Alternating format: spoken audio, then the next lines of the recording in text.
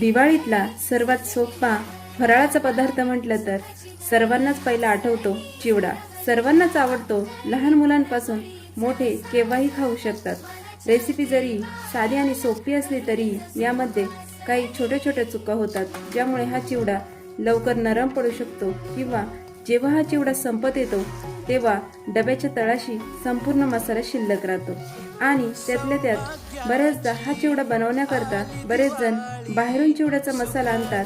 तर हाच मसाला आज आपण घरच्या घरी सर्वात टेस्टी कसा बनवायचा हे आजच्या रेसिपीत शिकणार आहोत. अगदी सविस्तर प्रमाणबद्ध रेसिपी चॅनलवर अपलोड आहे, त्यासाठी खाली दिलेल्या लिंकवर क्लिक करा.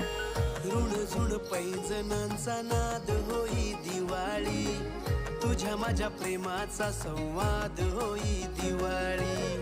कुठ्यातल्या